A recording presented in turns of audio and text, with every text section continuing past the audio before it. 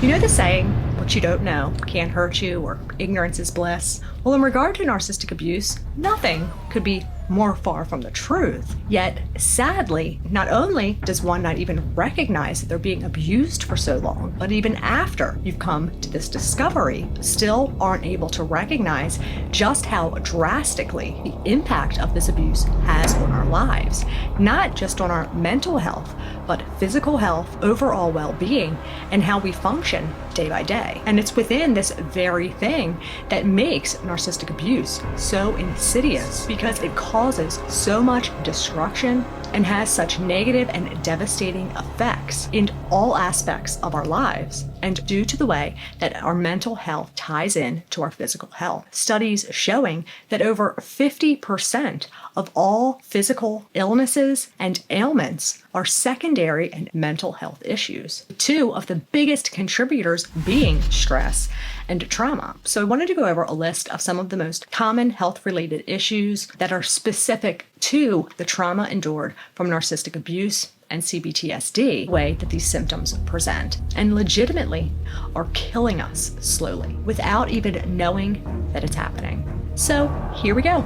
The major player behind most of the physical health issues that stem from narcissistic abuse, in one way or another, are directly related to one not only important but pretty amazing hormone, cortisol. This hormone oftentimes is referred to as the stress hormone, but it too also plays a huge role and helps to regulate the different systems, such as converting protein into energy, which gives us our get up and go in the morning, helps to keep our blood sugar regulated, our blood pressure in check, as well as helps our immune system fight off germs and unwanted invaders. When we are undergoing high levels of stress, our adrenal gland releases excess cortisol into our system, thus creates a state of hyperarousal, aka we go into survival mode, so that we can take on this danger that our brain has recognized to be a major threat. Cortisol helps to achieve this by increasing our heart rate, causing our heart to beat stronger and harder, as well as increases our respiratory rate and shuts down certain functions, such as our reproductive system and immune system, so that our body can focus all its energy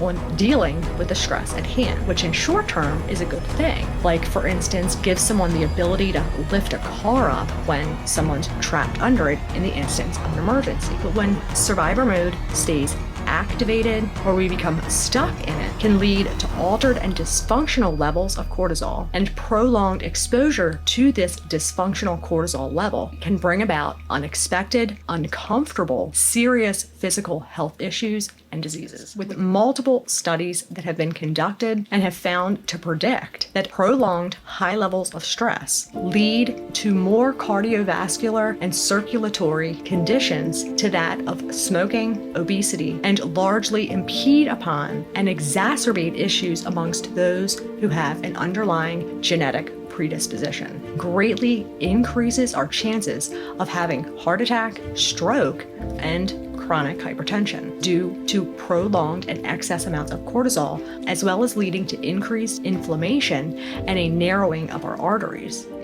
Another area largely impacted is our circulatory system, as cortisol triggers and directs blood flow away from our extremities to allow them to go towards organs within our torso, such as our heart and lungs. This long-term create poor circulation within our hands and feet, giving the appearance like they're getting absolutely no blood flow at all. Immune and autoimmune related issues, the inflammation within our organs created by the cortisol directly impacts our immune system, as the more inflammation we have makes our immune system have to work harder to try to regulate and control this, and in turn isn't able to efficiently and effectively protect us from outside germs and invaders. And if left unmanaged, can make you extremely susceptible to viruses such as common cold, flu, COVID, and cold sores, as well as development of autoimmune diseases such as arthritis, fibromyalgia, psoriasis, and eczema, and is directly related to having issues with our digestive system, as 60% of our immune system is located in our digestive system. There is 100%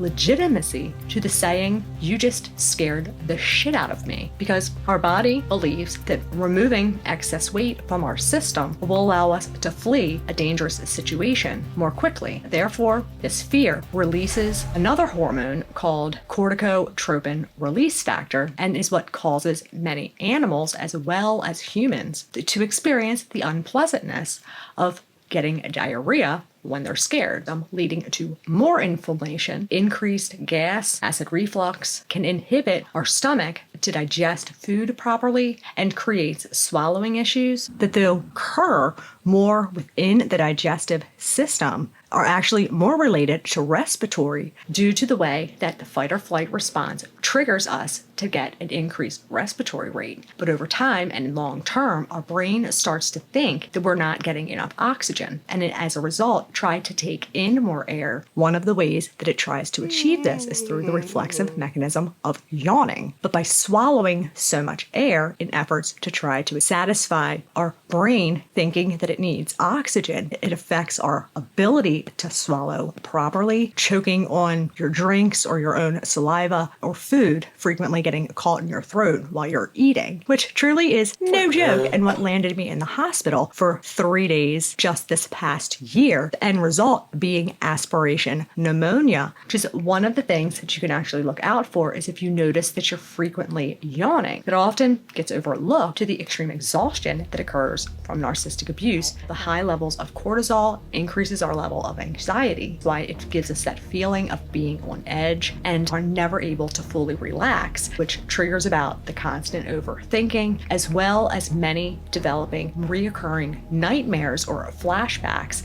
making it so that we literally are scared to go to sleep, leading to chronic fatigue, exacerbates depression, more anxiety, more muscle tension, and pain, to wake up in the morning with complaints of sore wrist, ankles, because of the anxiety caused from hypervigilance, as well as the fear of having these reoccurring nightmares, creates sleeping in such a wound up tight positions that our joints can't handle, as well as hypervigilance creating muscle tension, many times developing Charlie horses or muscle spasms while they're sleeping.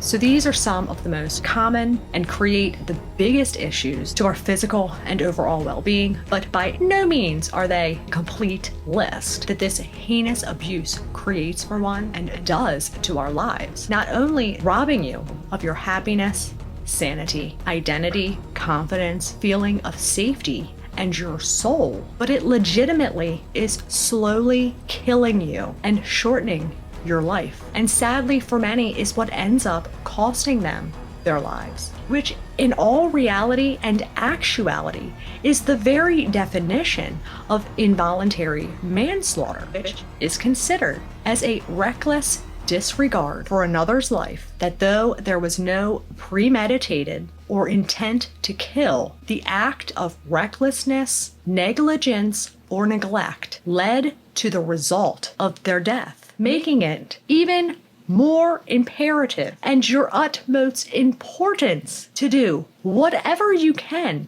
to get these people out of your life and in your rearview mirror, which, ironically, the song Rearview Mirror by one of my all-time favorite bands, Pearl Jam, kind of sums up this whole situation. Am engaged, united by fear, tried to endure what I could not forgive, saw things clearer. Once you were in my rearview mirror, I gathered speed from you fucking with me. Once and for all, I'm far away, hard to believe. Finally, the shades are raised, saw things much clearer now that you're in my rearview mirror. Which, want to give a little shout out to Viking Mike for this little reminder. As these lyrics imply, hindsight is 20/20, and it's only until after you create distance from them or put them in your rearview mirror, the brain fog and confusion starts to dissipate, and you're able to finally see things clearer. Nothing good comes from staying with these people. Nothing. So save you, fight for you, focus on you. Fuck the narcissist.